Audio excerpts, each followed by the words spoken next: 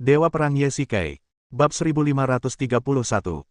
Jika Yesikai benar-benar mengerahkan pasukan, niscaya itu akan menjadi tikaman di jantung kekaisaran. Tak lama lagi Qin Shi Huang akan tahu tentang hal ini, dan seluruh negeri pun akan mengetahuinya. Pahlawan yang melawan suku serigala dan kesayangan Jenderal Meng Tian akan memimpin bawahannya untuk memberontak. Ini pasti akan menggemparkan istana dan publik. Namun di saat yang sama, itu juga berarti Yesikai akan dihalangi oleh pasukan Qin di berbagai wilayah, dan istana pasti akan menawarkan hadiah besar bagi kepala Yesikai. Saat itu, pasukan yang dipimpinnya akan menjadi sasaran kritik publik, dan niscaya ia akan dikalahkan di bawah pengepungan ratusan ribu pasukan. Yesikai juga mempertimbangkan untuk mengikuti jejak Yan Yu dan menduduki gunung untuk menghadang serangan pasukan Qin, tetapi ide ini segera ditolak. Pertama, ia memiliki 15.000 bawahan, dan satu gunung tidak dapat menampung begitu banyak orang. Selain itu, senjata dan persenjataan mereka tidak dapat dipasok. Selain itu, meskipun Yesikai memberontak, ia merasa tindakan para pemberontak itu tidak adil. Mereka mengandalkan penjarahan warga sipil dan tim transportasi untuk mendapatkan pasokan, sesuatu yang tidak disetujui Yesikai. Banyak wilayah di Chu kini telah ditaklukkan oleh Hua Liandi, dan semuanya berada di bawah kendalinya. Yesikai dan dia memiliki hubungan yang baik. Jika mereka pergi ke Chu, mereka akan mendapatkan tempat tinggal. Di depan umum, Hua Liandi bisa mendapatkan bantuan Yesikai, yang bagaikan menambahkan sayap pada harimau. Selain itu, sebagai jenderal dinasti Qin, Yesikai berinisiatif untuk bergabung dengan pasukan pemberontak, yang pasti akan menarik lebih banyak orang untuk bergabung dengannya, dan kekuatan Hua Liandi juga dapat diperkuat. Secara pribadi, Hua Liandi memiliki hubungan yang baik dengan Yesikai, dan dia tidak punya alasan untuk menolak. Faktanya, menurut perkembangan sejarah, Yesikai tahu betul bahwa Hua Liandi akan berakhir dengan kegagalan, dan ia mungkin akan diasingkan ke suatu tempat, atau bahkan dikalahkan dan dibunuh. Yesikai tidak ingin Hua Liandi berakhir seperti ini, tetapi bahkan jika ia mengatakannya, Hua Liandi tidak akan mempercayainya. Sekalipun ia mempercayainya, dengan karakter dan identitasnya, mustahil baginya untuk menyerah kepada pasukan Qin atas inisiatifnya sendiri. Pemberontakan adalah jalan yang tidak ada jalan mundurnya. Begitu Anda memulainya, Anda tidak punya pilihan selain melakukannya terus-menerus. He Linghan seharusnya sudah pergi ke Chu. Yesikai berdoa dalam hati, berharap dia bisa tiba dengan selamat. Pak Tuaye, Chen Ping sedang mabuk sekarang, tapi dia pasti akan sadar besok.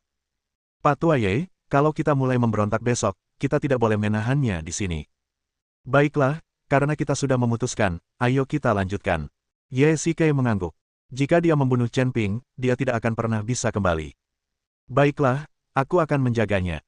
Malam sudah larut, tetapi tenda Yesikai terang benderang, dan sekelompok petugas sedang mendiskusikan urusan besok di dalam. Menurut intelijen, 60.000 pasukan akan tiba besok.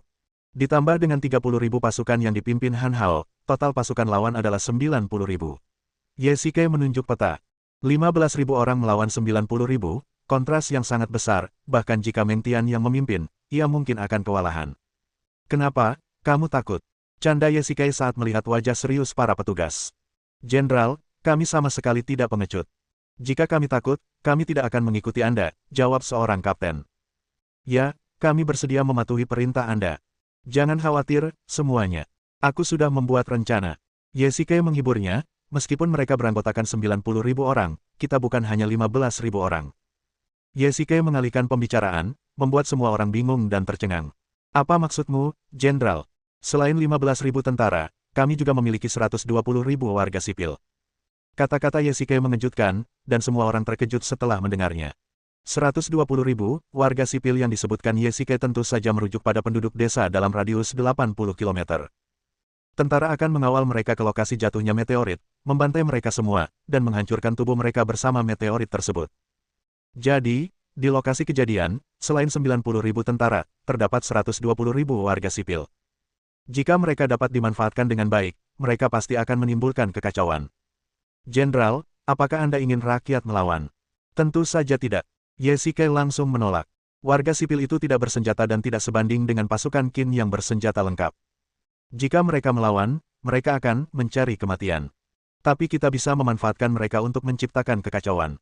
Jika begitu banyak orang bertindak bersamaan, bahkan jika pihak lawan memiliki 90.000 orang, akan sulit untuk mengurus kedua belah pihak dan pasti akan jatuh ke dalam kekacauan.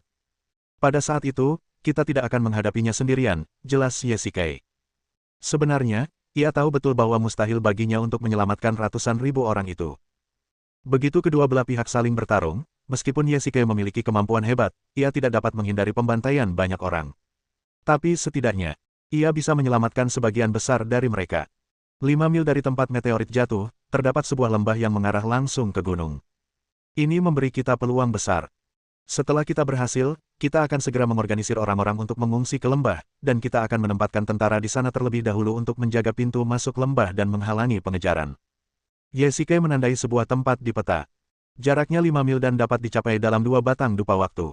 Dengan kata lain, Yesike perlu menahan pasukan berkekuatan 90.000 orang selama 2 batang dupa waktu, yang tidak mudah.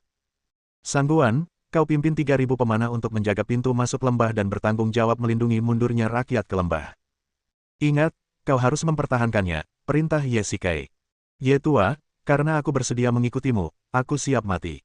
Jangan khawatir, aku akan mempertahankan lembah ini meskipun itu berarti mempertaruhkan nyawaku. Mancang, kau pimpin 4.000 prajurit lapis baja. Yang perlu kau lakukan adalah menghentikan 90.000 pasukan dari kedua negara. Setelah kita menyelamatkan rakyat, mereka akan mengejar kita seperti harimau dan serigala, tapi kau harus menghentikan mereka. Bagaimana? Bisakah kau melakukannya? Saya bersedia menandatangani perintah militer dan menjamin dengan nyawa saya bahwa saya akan menghentikan mereka.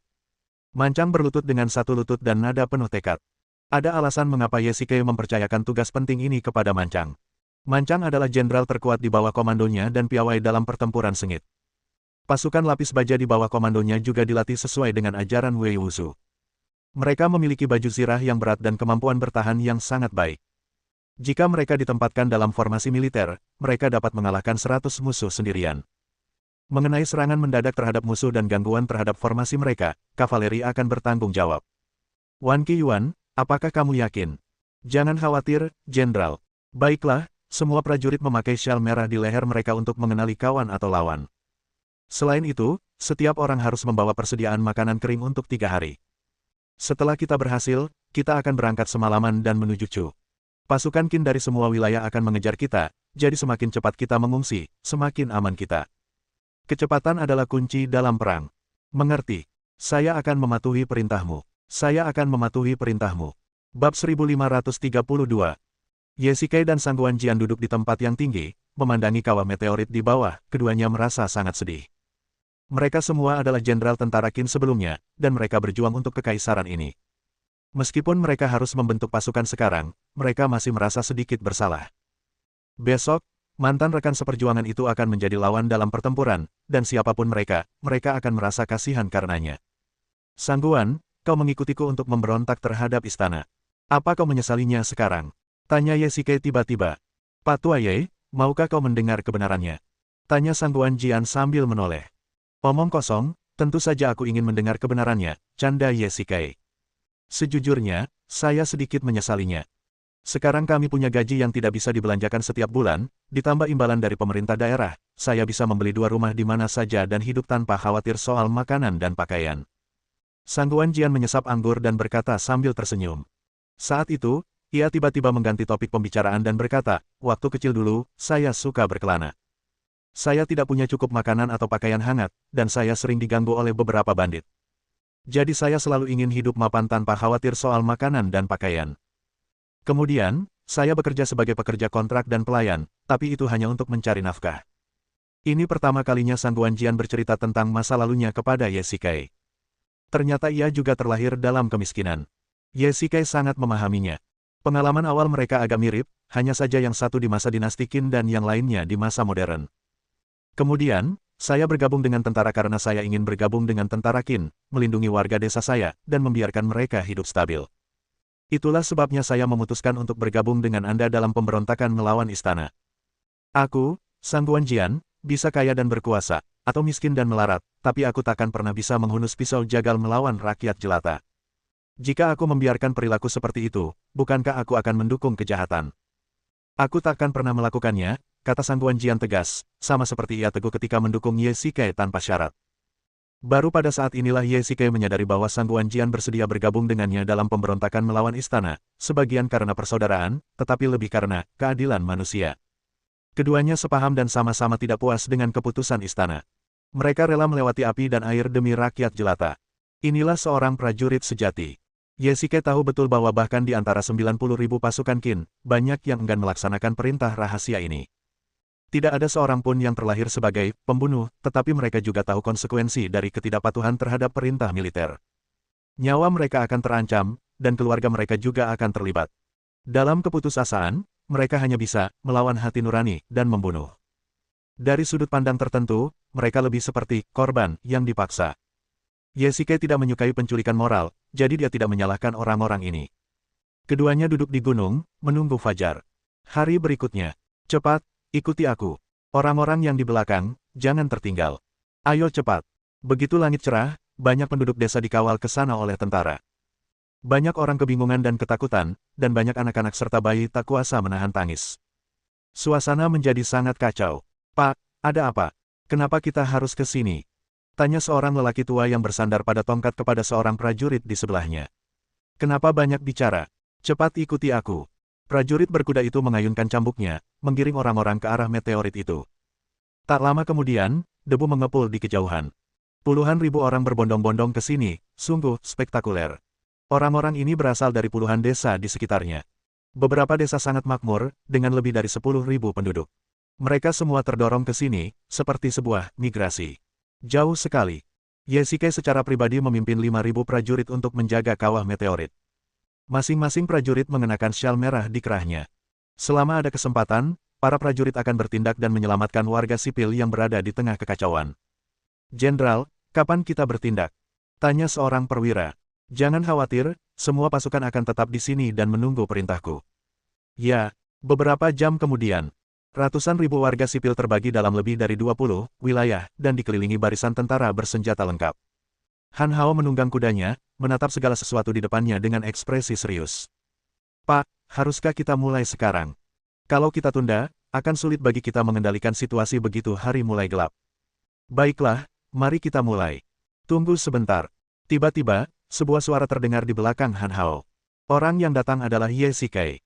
Ini kakak Ye, ada apa? Ada yang salah. Tuan Han, izinkan saya bertanya satu pertanyaan lagi. Apakah ada ruang untuk negosiasi mengenai perintah rahasia Kaisar? Ye Shike perlahan turun dari kudanya. Ia dan Sangguan Jian dulunya adalah bawahan Han Hao. Atasan lama ini juga sangat mempromosikan mereka.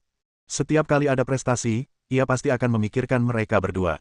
Han Hao juga sangat mempercayainya ketika membuat beberapa keputusan penting. Sejujurnya, ia sangat berterima kasih. Saudara Ye, kita semua jenderal.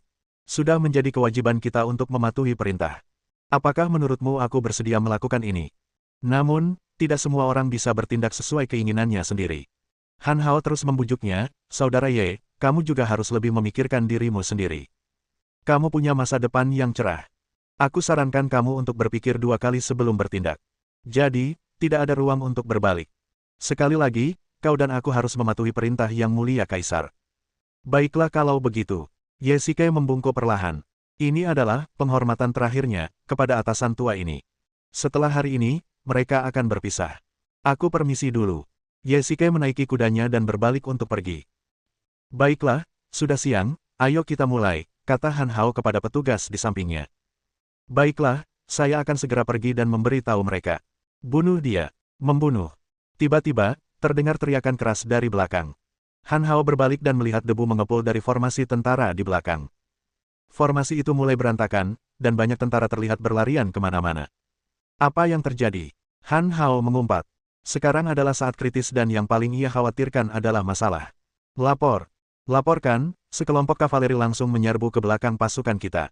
Kita lengah dan menderita kerugian besar. Apa? Bagaimana ini bisa terjadi? Ada pasukan kavaleri yang berani menyerang pasukan. Han Hao terkejut, tetapi pemandangan di depannya memaksanya untuk mempercayainya. Ada berapa orang di seberang sana? Ada, ribuan dari mereka. Mereka menyerbu, saling membunuh, seolah-olah hanya untuk mengganggu pasukan kita.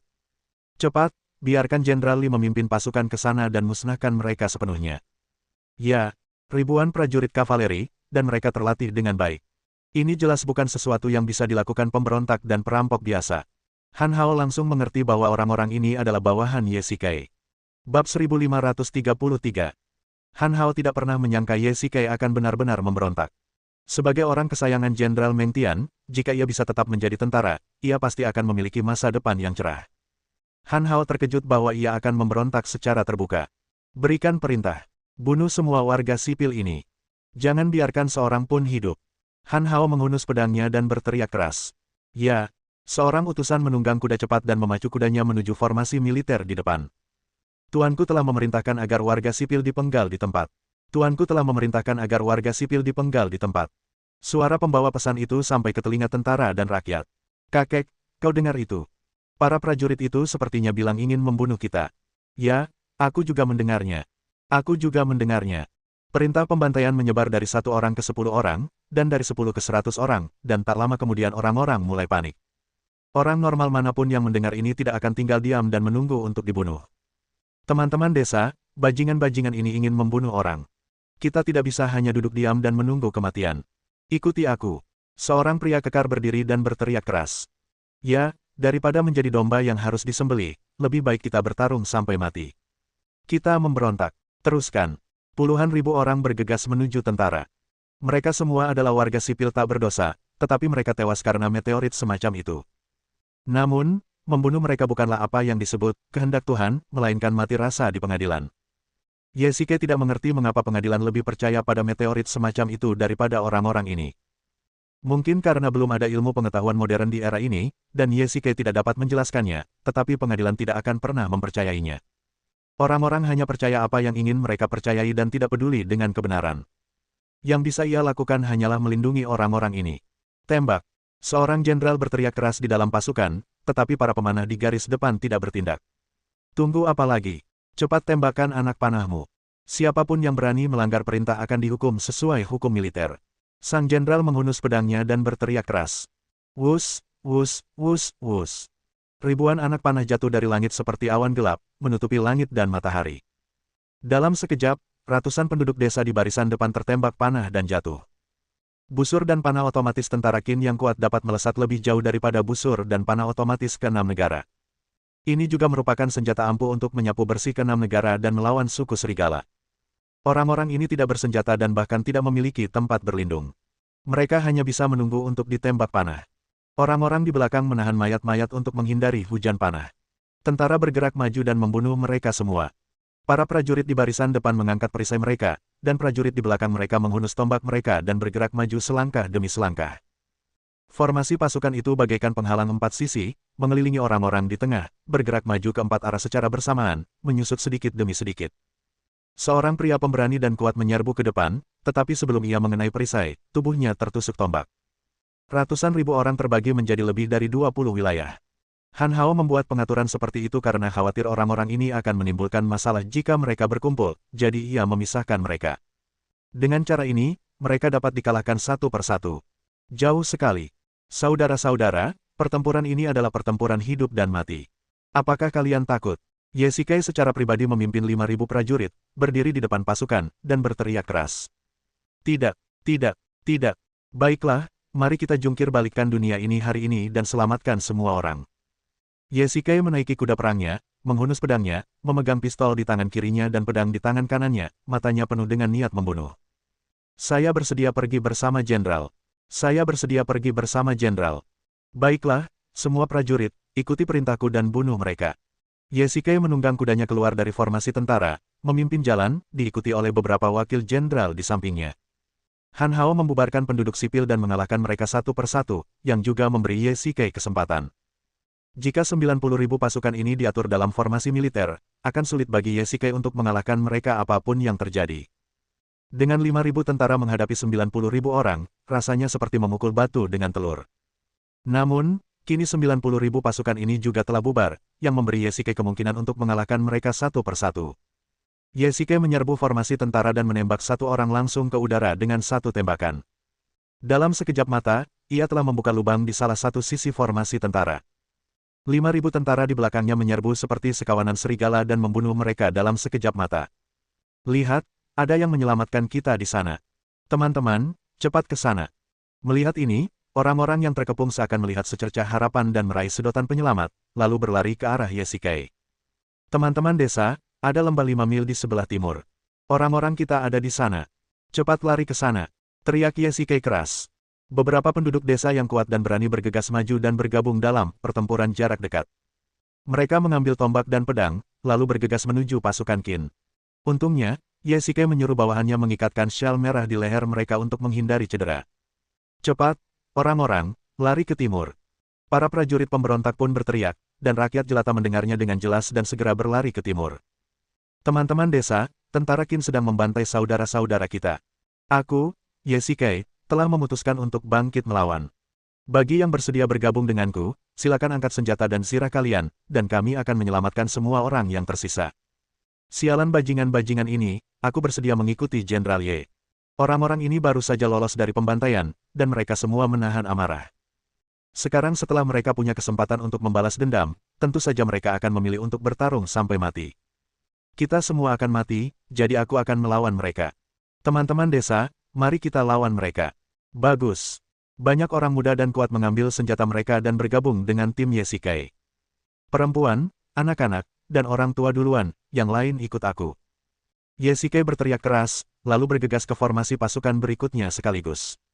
Pada saat yang sama, orang-orang di formasi pasukan lain juga menyadari keanehan di sini dan bergegas ke sana.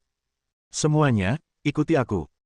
Tuan Han, lihat ke sana, ada pasukan yang menyerang formasi kita. Mereka ingin menyelamatkan warga sipil ini. Di saat yang sama, Han Hao juga menemukan sesuatu yang tidak biasa. Ia tidak menyangka Ye akan memberontak. Ia pertama-tama mengirimkan pasukan kavaleri elitnya untuk menyerang bagian belakang formasi guna mengacaukan pasukan Han Hao dan membuatnya tak terkendali dalam waktu singkat, sehingga menyulitkan untuk mendukung barisan depan. Cepat, kirim sekitar 30.000 pasukan untuk mengepung dan menekan mereka. Karena dia ingin memberontak, aku akan menghancurkannya, perintah Han Hao. Ya, lagi pula, pasukan kavaleri yang mengganggu kita dari belakang hanya membuat masalah. Jangan ganggu mereka lagi. Biarkan Jenderal Li memimpin pasukan untuk mengejar warga sipil yang melarikan diri. Han Hao juga melihat strategi Ye. Menghadapi pasukan puluhan ribu, serangan frontalnya akan seperti telur yang menabrak batu. Karena itu, satu-satunya cara adalah mengalahkan mereka satu persatu. Selain itu, karena ia akan menyelamatkan warga sipil, ia pasti telah mengatur rute untuk mundur. Ya. Bab 1534. Pasukan yang dipimpin Han Hao telah bereaksi dan bergegas menuju kawah meteorit. Meskipun Ye melancarkan serangan mendadak, pasukan di bawah komandonya terlalu kecil. Paling banter, mereka hanya bisa memukul mundur pasukan Qin untuk sementara. Jika pertempuran langsung benar-benar terjadi, mereka tidak akan bisa bertahan lama. Jenderal Ye, lihat ke sana. Ye menoleh dan melihat ke arah yang ditunjuk sersan itu. Debu mengepul di cakrawala yang jauh, seperti badai pasir. Ini adalah pasukan Han Hao. Separuh penduduk belum diselamatkan. Jenderal Ye, apa yang harus kita lakukan? Ye menatap ke kejauhan. Dengan kecepatan ini, dalam waktu kurang dari sebatang dupa, puluhan ribu pasukan Qin akan menyerbu dan mengepung mereka.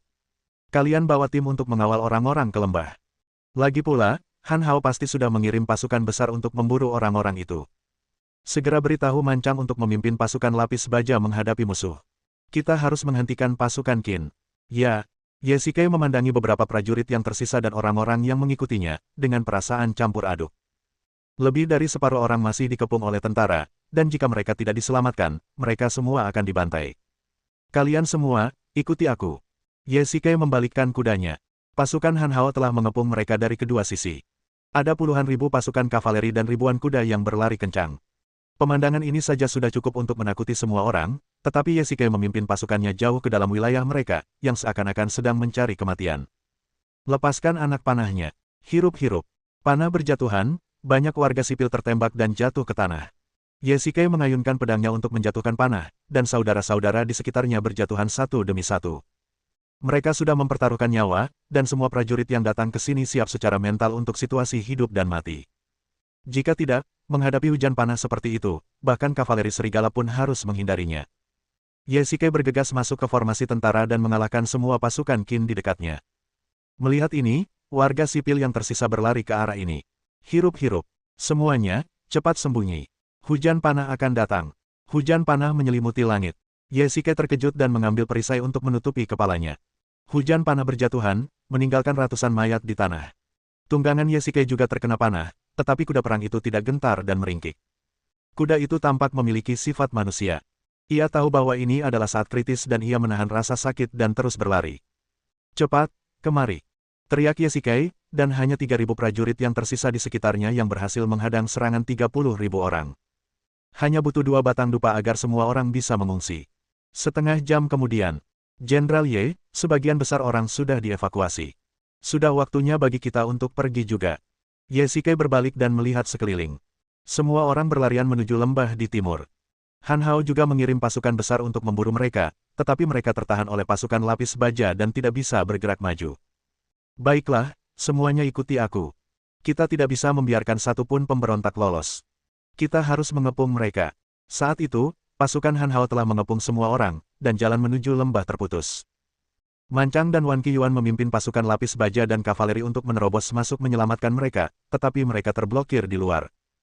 Pasukan ini terdiri dari 60.000 hingga 70.000 orang, dan mereka mengepung mereka dalam 3 lapis, seperti tong besi.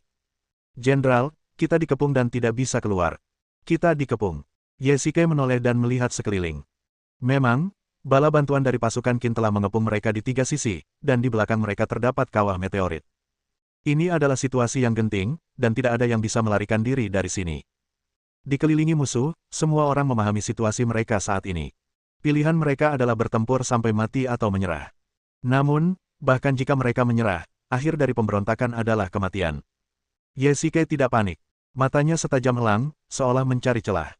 Hitung jumlah orang.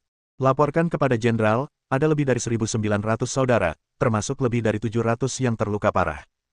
Dari 5.000 prajurit, hanya sepertiga yang tersisa setelah bertempur hingga saat ini. Ye Shikai sangat sedih. Para prajurit yang selamat saling mendukung.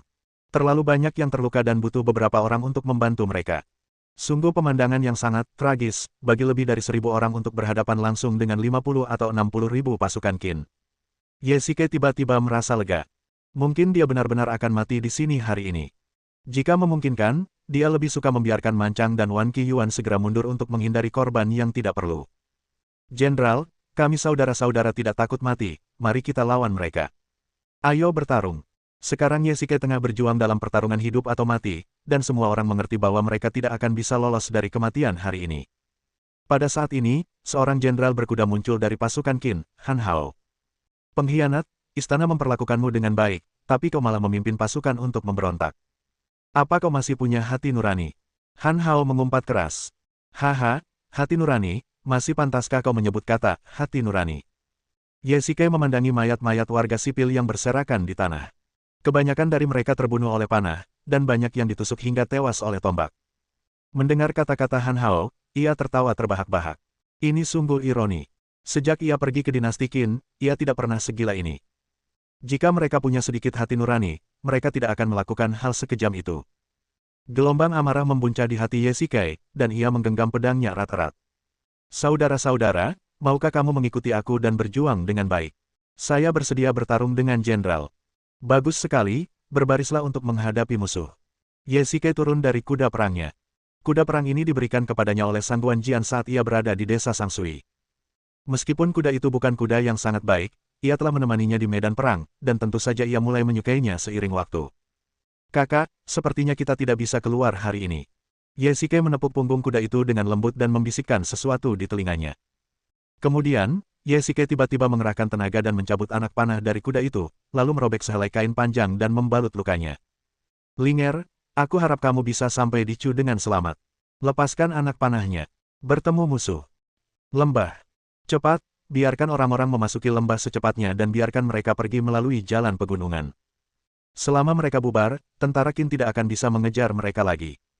Sang Guanjian juga tahu bahwa selama mereka mengirim orang-orang ini ke wilayah lain, tentara Qin tidak akan bisa melakukan pembantaian tanpa pandang bulu lagi. Jika tidak, ratusan ribu orang akan terbunuh, dan ini pasti akan memicu pemberontakan sipil. Mengapa Tuan Ye belum datang? Tanya Sang Guanjian. Melapor kepada Tuan, Jenderal Ye tampaknya terjebak di kawah meteorit. Jenderal Men dan Jenderal Wan Qi sedang berusaha menyelamatkannya. Apa? Bagaimana ini bisa terjadi? Sang Guanjian tidak pernah menyangka Ye Shikai akan dikepung. Menurut rencana, dia seharusnya sudah kabur sekarang. Jenderal Ye terjebak untuk menyelamatkan rakyat. Bab 1535. Oh, tidak. Hati Sang Guanjian mencelos. Pantas saja, jika Ye Shikai mengabaikan orang-orang itu, ia tak akan pernah dikepung. Tak disangka, demi menyelamatkan orang lain, ia rela mengorbankan dirinya sendiri. Tuan, apa yang harus kita lakukan sekarang? 30.000 pasukan datang ke arah kita, dan Jenderal Men melawan mereka. Jika kebuntuan ini berlanjut, saya khawatir kita tidak akan bisa menyelamatkan tempat kita. Sangguan Jian sangat cemas, tetapi ia hanya memiliki 3.000 pemanah, sementara Ye Shikai dikepung oleh 50.000 hingga 60.000 pasukan Qin. Bahkan jika ia memimpin pasukannya, akan sulit untuk mematahkan pengepungan, dan ia juga akan kehilangan 3.000 prajurit ini. Tetapi jika dia tidak mengirimkan pasukan, Ye Shikai akan berada dalam bahaya besar. Tuanku, apa yang harus kami lakukan? Sekarang 3.000 prajurit ini berada di bawah komandomu. Kau bertanggung jawab melindungi warga sipil saat mereka memasuki lembah. Jika pasukan Qin mendekat, tembakan ribuan anak panah sekaligus. Sangguan Jian membalikkan kudanya dan menyerahkan perintah militer kepada seorang kapten di sebelahnya. Tetapi, tuanku, kemana Anda akan pergi? Saya hanya akan membawa pengawal pribadi saya untuk menyelamatkan mereka. Tuan, mohon pikir-pikir dulu. Jenderal Ye sekarang terkepung dan mungkin telah terbunuh. Jika sesuatu terjadi padamu lagi, apa yang akan terjadi pada prajurit yang tersisa? Sangguan Jian tiba-tiba berhenti ketika mendengar ini. Ia dan Ye Shikai adalah saudara yang telah bersumpah untuk bersama seumur hidup. Ia juga telah berjanji kepada He Linghan bahwa ia akan melindungi keselamatan Ye Shikai, tetapi ia masih memiliki puluhan ribu saudara di bawah komandonya. Jika ia sayangnya tewas dalam pertempuran, apa yang akan terjadi pada saudara-saudara yang bersedia mengikutinya sampai mati? Tanpa seorang pemimpin, hasil akhirnya pasti akan berupa perpecahan. Tuanku, mohon pikirkan 2 kali. Jika aku mati dalam pertempuran, seluruh pasukan akan diambil alih oleh Jenderal Mancang. Katakan padanya, jika saudara-saudara yang tersisa ingin bertahan hidup, mereka harus pergi ke Chu. Setelah berkata demikian, Sangguan Jian memacu kudanya dan memimpin pengawalnya menuju kawah meteorit. Kawah meteor. Teruskan. Puluhan ribu prajurit Qin mengangkat perisai besar dan mengarahkan tombak mereka, bergerak maju selangkah demi selangkah, memaksa Ye Shikai dan prajuritnya mundur, selangkah demi selangkah, dan di belakang mereka adalah kawah meteorit. Meteorit ini tidak terlalu besar, tetapi menciptakan lubang besar yang tampak sangat spektakuler. Tak heran jika sebuah meteorit biasa saja dapat menimbulkan kegemparan di pemerintahan dan bahkan menewaskan ratusan ribu warga sipil. Jenderal, apa yang harus kita lakukan sekarang? Hanya tersisa 200 orang di sekitar Ye Shikai, dan mereka semua terluka. Bila pedang panjang di tangan mereka bengkok, dan ujung tombak panjang mereka patah. Ribuan mayat tergeletak di tanah, cukup untuk menunjukkan betapa sengitnya pertarungan tangan kosong itu. Ye Shikai terkena 3 pedang dan 2 anak panah, dan baju zirahnya robek. Darah mengalir dari luka di lengannya, mengalir ke bawah, dan menetes dari telapak tangannya setetes demi setetes. Saudara-saudara, kita tidak punya jalan keluar. Satu-satunya yang tersisa adalah berjuang sampai mati. Kau masih tidak mau menyerah. Han Hao berjalan keluar dari formasi tentara dan berteriak keras ke arah sini. Mata Ye Shikai memerah. Ia sudah haus darah dan kelelahan fisik. Ditambah dengan pendarahan yang berlebihan, pikirannya mulai sedikit linglung. Ini adalah kondisi di ambang kematian. Ye Shikai tahu betul bahwa mungkin ia akan benar-benar mati di sini kali ini. Tidak, aku tidak akan menyerah. Ye Shikai menggunakan pedangnya untuk menopang tubuhnya, tatapannya penuh keteguhan hati. Jika ia menyerah sekarang, apa yang akan terjadi? Ia hanya akan mati di lain hari. Terlebih lagi, jika ia menyerah sekarang, bagaimana mungkin ia layak mendapatkan saudara-saudara yang mengikutinya? Ribuan saudara telah berjuang melawan istana. Apapun yang terjadi, ia tidak akan menyerah. Baiklah, kalau begitu aku akan mengabulkan permintaanmu. Han Hao menghela napas, melambaikan tangannya, dan pasukan itu perlahan mendekat. Saudara-saudara, mari kita lawan mereka. Ayo bertarung. Saudara-saudara yang tersisa bergegas maju seperti orang gila. Itu adalah pertarungan antara binatang buas yang terperangkap. Mereka bahkan tidak dapat mencapai garis depan formasi pasukan sebelum tubuh mereka tertusuk tombak. Mereka tidak pergi untuk membunuh musuh, melainkan untuk mati, atau dengan kata lain, untuk menemukan cara mati yang layak. Ye Shikai menyerbu dengan sekuat tenaga, menebas tombak itu dengan pedangnya. Pedang ini adalah pemberian Meng Tian, dan sangat tajam, membelah besi bagai lumpur. Ye Shikai menyerbu pasukan dan membunuh lebih dari 20 orang sekaligus, tetapi saudara-saudara di sekitarnya gugur satu persatu. Dalam keadaan tak sadarkan diri, penglihatan Ye Shikai tiba-tiba kabur. Ketika ia tersadar, sebuah tombak telah menusuknya. Tanpa sempat bereaksi atau menghindar, Ye Shikai hanya merasakan sakit di dadanya. Ia menunduk dan melihat tombak itu telah menembus baju zirahnya dan menembus tubuhnya. Ini adalah tombak pasukan Qin. Panjangnya beberapa meter dan membutuhkan beberapa orang untuk menggunakannya bersama-sama. Tombak itu setebal lengan dan menusuk tubuhnya. Ye Shikai merasakan rasa berdarah di mulutnya. Dorong. Beberapa prajurit menikam dengan senjata mereka, dan menikam Ye Shikai hingga terpental. Ledakan. Saat dia berada di udara, pikiran Ye Shikai menjadi kosong, lalu dia merasakan sakit di punggungnya, dan tubuhnya terus berguling. Dia jatuh ke dalam kawah. Kali ini, aku benar-benar akan mati, Linger, maaf aku tak sempat melihatmu. Ye Shikai memejamkan matanya, dan seluruh tenaga di tubuhnya seakan hilang. Ia bahkan tak punya tenaga untuk membuka kelopak matanya. Tuan Han, Jenderal Ye. Seharusnya sudah mati. Semua bawahannya gugur dalam pertempuran. Tak seorang pun selamat. Oh, sayang sekali, dia seharusnya tidak berakhir seperti ini. Kalau dia tidak sekeras kepala itu, bagaimana mungkin dia berakhir seperti ini? Terus terang, setelah menyingkirkan Ye Shikai, Han Hao sama sekali tidak merasa senang. Sebaliknya, dia tampak sangat kehilangan. Han Hao bukanlah orang jahat, dia hanya orang yang setia membabi buta. Dengan kematian Ye Shikai, dinasti Qin kehilangan seorang jenderal muda yang luar biasa. Lagi pula, Meng Tian telah banyak mempromosikannya di awal. Tak lama kemudian, berita pemberontakan Ye Shikai sampai ke kota Xianyang, dan Meng Tian pun dikritik karenanya. Memang, Jenderal Ye adalah jenderal yang luar biasa dalam pertempuran melawan suku serigala. Siapa sangka dia akan kalah dan terbunuh. Seorang kapten di samping Han Hao mendesah. Sebenarnya, Han Hao tidak berniat membunuh Ye Shikai. Meskipun pengkhianatan merupakan kejahatan berat, Ye Shikai memiliki lebih dari 10.000 orang di bawah komandonya, dan tidak mudah untuk menangkapnya. Sekalipun Han Hao tidak membunuhnya, hal itu dapat dijelaskan kepada pengadilan.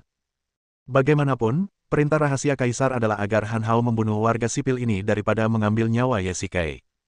Namun, alih-alih melarikan diri, ia lebih suka bertarung sampai mati bersama bawahannya untuk melindungi evakuasi rakyat. Dengan cara ini, Han Hao harus mengambil nyawanya sendiri.